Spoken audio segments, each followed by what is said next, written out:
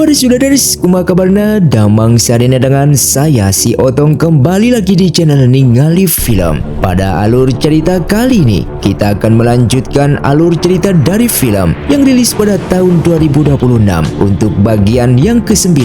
Dan tidak usah berlama-lama lagi, mari kita mulai alur ceritanya.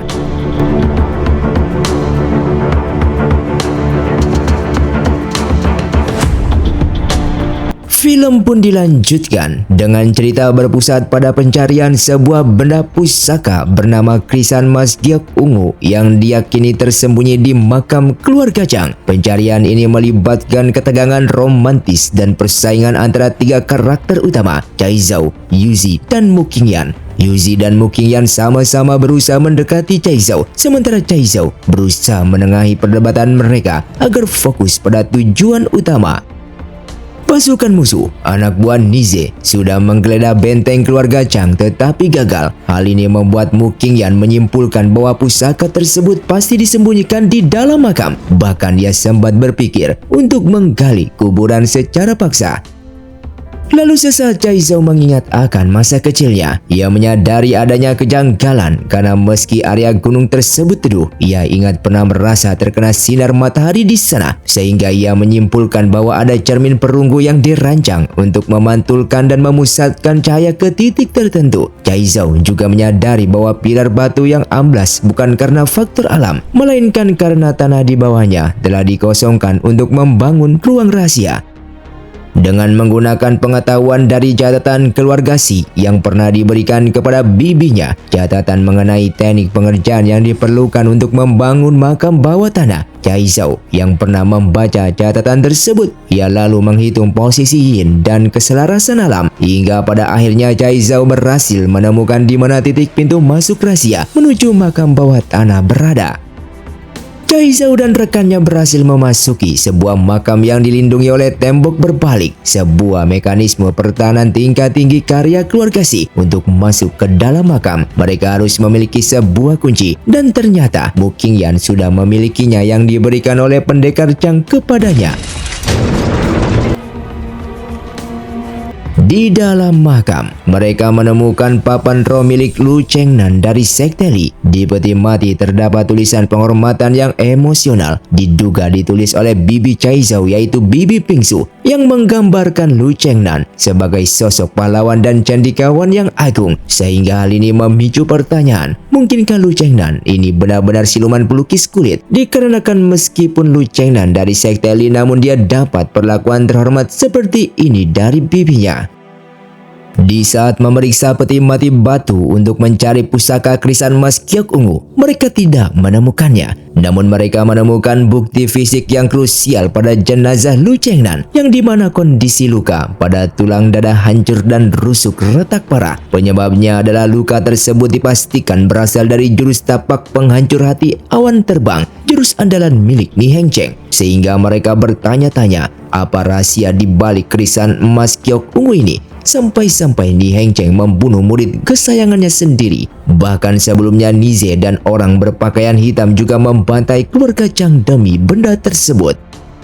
Dan dikarenakan mereka tidak menemukan benda tersebut di dalam peti, mereka berencana mencari keluarga Si pembangun makam untuk dimintai keterangan. Namun keluarga tersebut telah mengasingkan diri dan lokasinya tidak diketahui oleh siapapun. Dikarenakan tidak menemukan benda tersebut, mereka pun lalu keluar dari sana. Namun ternyata Nize dan pasukannya sudah menunggu dengan menyandra teman-teman mereka. Ketegangan memuncak di saat Chai Zhao memberikan ancaman balik. Jika teman-temannya terluka, maka keenam sekte akan melakukan perang total hingga tetes darah terakhir. Namun ancaman itu tidak membuat Nize takut dan tetap meminta Chai Zhao memberikan krisan emas Giok Ungu tersebut. Chai Zhao pun lalu berpura-pura mendapatkan krisan batu Giok Ungu dan memberikan kepada mereka. Namun ternyata itu adalah peledak, sehingga pertarungan pun terjadi. Nize yang berhasil kabur bersama pria berbaju hitam, sedangkan Feng Ge berhasil ditangkap. Singkatnya, esok hari pun tiba. Mereka lalu menginterogasi Feng Ge untuk menanyakan identitas dari pria berbaju hitam. Dan Feng Ge mengatakan jika pria misterius tersebut merupakan salah satu petinggi dari keenam sekte mereka, yang membuat mereka begitu terkejut. Meskipun pada awalnya dianggap sebagai upaya adu domba oleh Feng Ge, namun kecurigaan ini sulit dibantah karena setiap informasi rahasia pergerakan pasukan 6 sekte selalu bocor ke tangan musuh. Kebocoran tersebut tidak akan terjadi jika tidak ada seseorang pengkhianat di dalamnya. Sosok berpakaian hitam tersebut memiliki kekuatan yang sangat tinggi, setidaknya berada di tingkat master, dan di dalam 6 sekte, hanya para ketua sekte yang memiliki kekuatan setara itu, namun mereka masih sulit menerima kenyataan tersebut. Untuk mengungkapkan kebenaran, mereka menyusun 2 strategi. Yang pertama, menangkap Nize hidup-hidup sebagai saksi kunci yang bekerja sama dengan sang pengkhianat. Yang kedua, dengan cara mengumpan krisan emas giok ungu yang diyakini sebagai kunci untuk memancing si pengkhianat keluar dari persembunyiannya.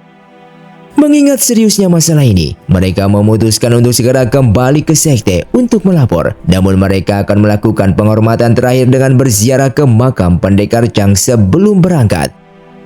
Cai Zhao mulai mencurigai bahwa dalang misterius di balik semua kekacauan ini memang berasal dari internal 6 sekte. Meskipun sulit dipercaya bahwa para guru terlibat, namun rekam jejak sejarah menunjukkan bahwa batas antara pahlawan dan penjahat sangatlah tipis. Contoh nyatanya adalah kasus Qiu Yuanfeng, seorang ketua sekte yang membunuh pendekar Yuanying. Namun di sisi itu juga mereka harus mengetahui kredibilitas Hu Fengge, ketua aliran iblis, sehingga muncul kekhawatiran bahwa penangkapannya hanyalah taktik memecah belah adu domba untuk merusak kepercayaan di dalam 6 sekte. Di sisi lain, terlihat Ling Bao sedang menyendiri dalam keadaan terpukul. Ling Bao mengungkapkan fakta yang mengejutkan bahwa Yuzi ingin membatalkan pernikahan mereka. Pembatalan ini terasa mendadak, terutama bagi Ling Bao yang selama ini menganggap pernikahan tersebut adalah takdir hidupnya. Karena sejak kecil, Ling Bao sudah menanamkan pikiran bahwa masa depannya adalah menjadi istri Yuzi. Dan ketika ikatan itu diputus, Ling Bao merasa kehilangan arah dan kehilangan jati dirinya, sehingga ia tidak tahu lagi harus berbuat apa karena rencana hidupnya hilang seketika.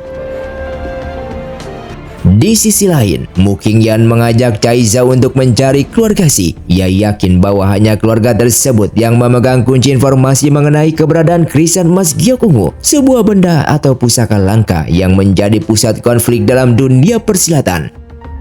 Cai Zhao sempat menolak ajakan tersebut karena ia sedang menyelidiki sosok misterius berpakaian hitam yang dianggapnya lebih mendesak untuk dilaporkan kepada gurunya. Hal ini menunjukkan adanya faksi ketiga yang sedang mengintai mereka. Mu Qingyan mulai menanamkan keraguan di hati Cai Zhao mengenai sosok Lu Chengnan. Muncul spekulasi apakah Lu Chengnan adalah kekasih dari bibi Cai Zhao atau justru seorang siluman pelukis kulit dari sekte Li.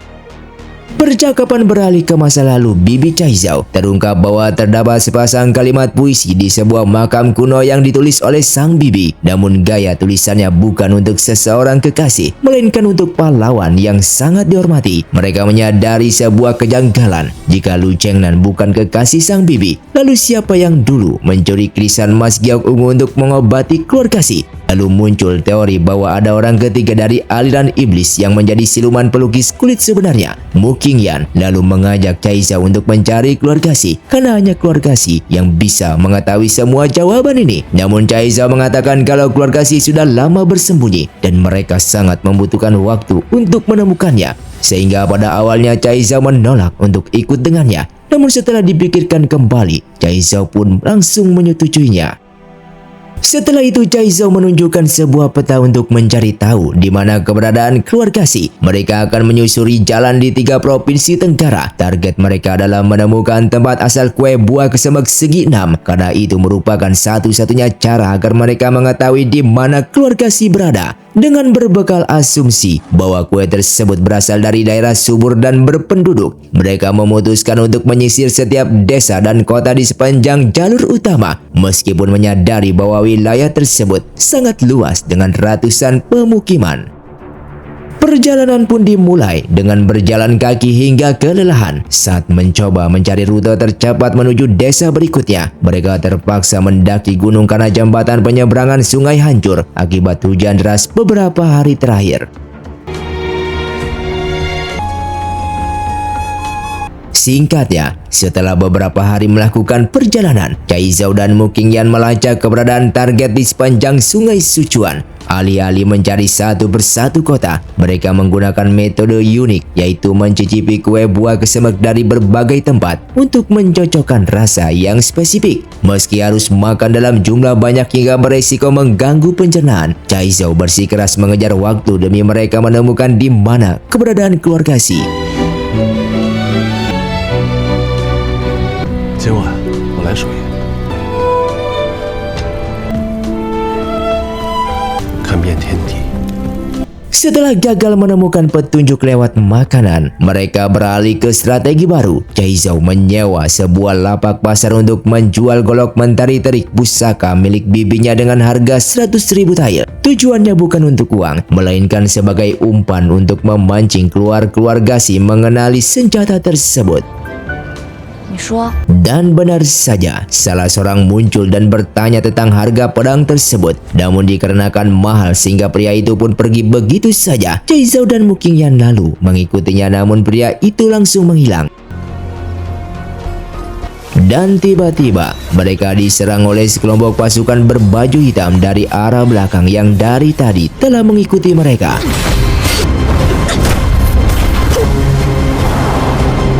Singkatnya, mereka pun berhasil menemukan tempat persembunyian rahasia keluarga Xi. Mereka pun bertemu dengan pria tadi yang bernama Xi Tiekio, yang ternyata pria itu salah satu anggota keluarga Xi yang selamat dan memilih hidup mengasingkan diri di sebuah lembah tersembunyi yang mirip dengan lembah Luoying. Paman Tiekio menjelaskan mengapa tempat tinggal mereka sangat sulit ditemukan, dikarenakan lembah tersebut dikelilingi gunung dan kabut tebal yang sengaja dipilih oleh Bibi Pingsu. Terungkap juga bahwa Paman Hao Sheng telah meninggal dunia. Tiekio menjelaskan bahwa Hao Sheng mati karena kebaikan hatinya sendiri. Meskipun sudah diperingatkan oleh Pingsu untuk memutus hubungan dengan dunia luar, Hao Sheng tetap sering turun gunung karena tidak tega melepaskan orang lain. Dan hal ini berkaitan dengan pembantaian keluarga Zhang. Terungkap pula bahwa makam Lu Chengnan dibangun oleh keluarga Xi. Namun pilar nisannya ditambah secara diam-diam oleh Hao Sheng sebagai bentuk penghormatan. Di tengah pembicaraan mereka, tiba-tiba Mu Qingyan pingsan di tempat. Singkatnya, Qingyan yang baru saja siuman setelah mengalami serangan racun yang hebat. Cai Zhao sangat khawatir karena denyut nadi Qingyan sempat hampir terhenti. Di sini terungkap sisi kelam masa kecil Qingyan. Ia terbiasa menahan sakit sendirian karena merasa tidak ada yang peduli padanya, menganggap dirinya seseorang yang seharusnya tidak ada di dunia ini. Dengan suasana tenang di sebuah desa, Cai Zhao dan Mu Qingyan yang sedang beristirahat di rumah Paman Tiekio. Di sini mereka mendiskusikan penyerangan oleh sekelompok orang berbaju hitam sebelumnya. Cai Zhao mencurigai adanya keterlibatan sekte King Kue karena kemiripan teknik pedang mereka dengan formasi rasi bintang biru. Meski teknik tersebut sedikit dimodifikasi untuk menyembunyikan identitas asli penyerang. Paman Tiekio yang menyajikan hidangan mewah sebagai tanda bahwa masa penyembuhan Tuan Qingyan telah usai dan mereka harus segera pergi dari sini. Di momen ini, Paman Tiekio memperingatkan bahwa Krisan Mas Giok Ungu adalah pembawa bencana dan menyarankan mereka untuk berhenti mencarinya sebelum terlambat. Suasana berubah ketika saudara laki-laki Paman Tiekio datang membawa kabar bahwa adik ketiga mereka terbangun dari koma panjang. Terbangunnya pria ini dianggap sebagai kehendak langit yang mungkin akan menjadi kunci untuk menemukan letak asli Krisan Mas Giok Ungu. Terungkap bahwa pria tersebut adalah Go Zigui, murid ketujuh dari Yindai. Dahulu Zigui adalah pemuda kaya raya dari Jiangdong yang tampan, ceria dan sangat menyayangi keluarganya. Zigui dikenang sebagai murid yang tidak pandai bela diri dan takut melihat darah. Meskipun begitu, dia sangat disayangi oleh kakak-kakak seperguruannya, terutama Pingsu, Yunke, dan Xiaofeng. Zigui lebih suka bersenang-senang dan minum arak bersama rekan-rekan seperguruannya daripada bertarung. Saat terjadi perang besar melawan Raja Iblis, hampir semua generasi muda sekte turun ke medan tempur dan Zigui yang lemah pun dipaksa untuk ikut.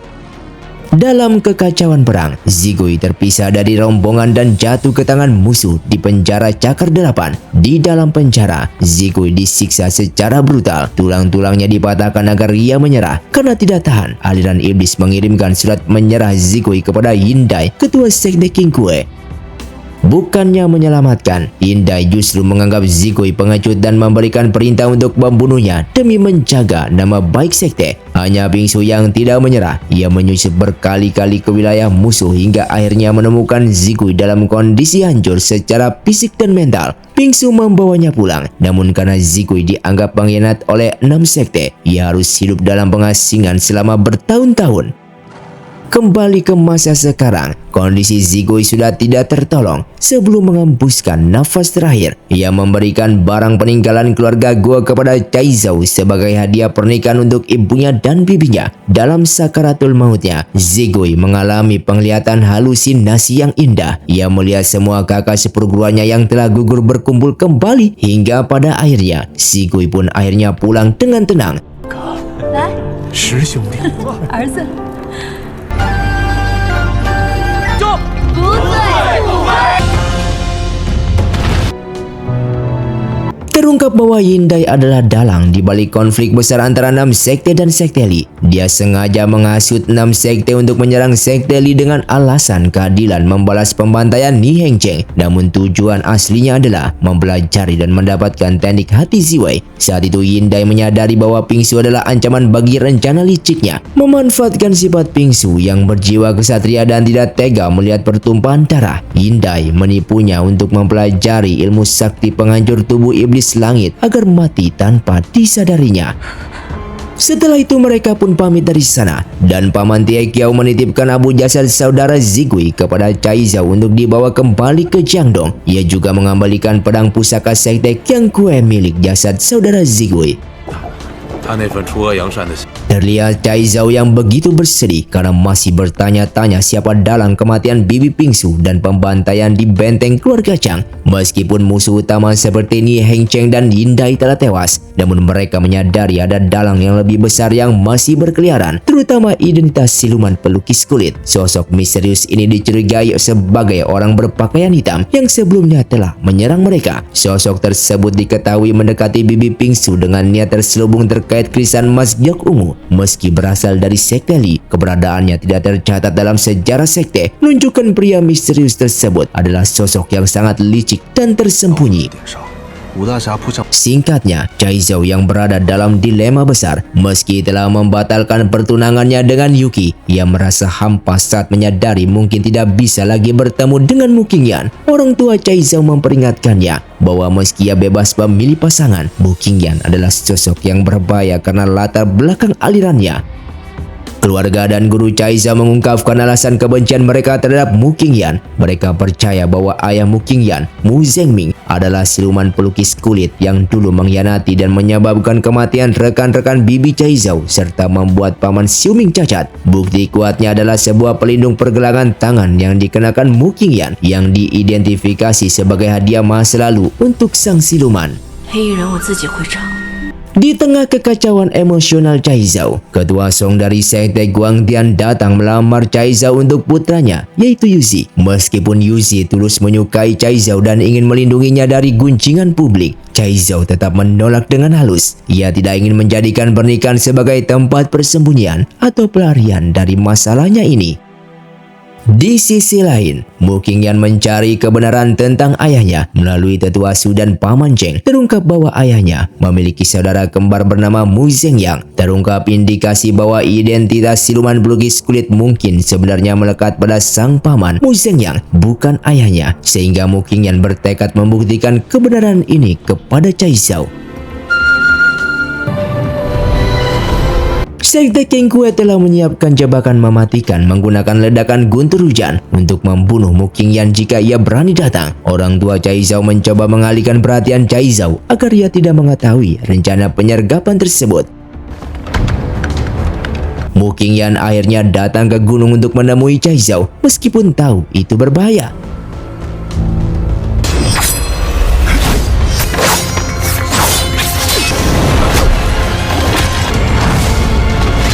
Bahkan di sana Chaizhou juga sudah menyadari bahwa ia telah dikelabui oleh orang tuanya dan berusaha lari untuk menghentikan pertempuran tersebut.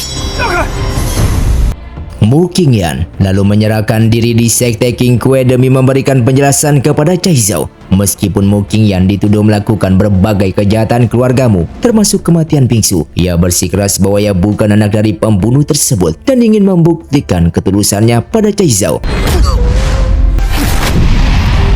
Para pemimpin 6 sekte, termasuk guru Cai Zhao dan ayah Cai Zhao, berdebat mengenai nasib Mu Qingyan. Di tengah perebutan kekuasaan di aliran iblis oleh Nize, mereka akhirnya memutuskan hukuman berat daripada hukuman mati untuk menghindari perang dengan melumpuhkan seluruh meridian Mu Qingyan. Cai Zhao yang berada dalam posisi terjepit. Di satu sisi, ia adalah murid sekte yang menjunjung tinggi moralitas. Di sisi lain, ia tahu Mu Qingyan tidak bersalah atas tuduhan tersebut. Ibunya, Ning Xiaofeng, mendukung Cai Zhao untuk mengikuti kata hatinya, sementara ayahnya memperingatkan agar tidak bertindak gegabah, sehingga Cai Zhao bahkan sempat berpikir untuk mati bersama Mu Qingyan. Setelah itu, Cai Zhao berhasil menemui Mu Qingyan di sel dengan bantuan teman-temannya. Dalam momen yang menyakitkan, Cai Zhao memberikan mutiara bercahaya karena tahu Mu Qingyan takut gelap. Cai Zhao bersikap dingin dan menyatakan hubungan mereka berakhir. Namun sebenarnya ini adalah caranya untuk merelakan kenyataan pahit bahwa mereka tidak bisa bersatu tanpa mengkhianati keluarganya masing-masing. Namun Mu Qingyan dengan sifat gilanya bersumpah bahwa meski tubuhnya telah hancur, ia akan tetap mencari dan mencintai Cai Zhao. Cerita pun berakhir. Saat hari eksekusi tiba, Cai Zhao meminta izin untuk menyaksikan proses pelumpuhan meridian tersebut sebagai bentuk perpisahan terakhir sebelumnya kembali ke lembah Loying. Dan film pun bersambung. Terima kasih untuk kalian yang sudah menonton video ini sampai habis. Sampai jumpa di video selanjutnya. Saya pamit ulang dari Ningali Film. Saya undur diri dan salam Sundaners.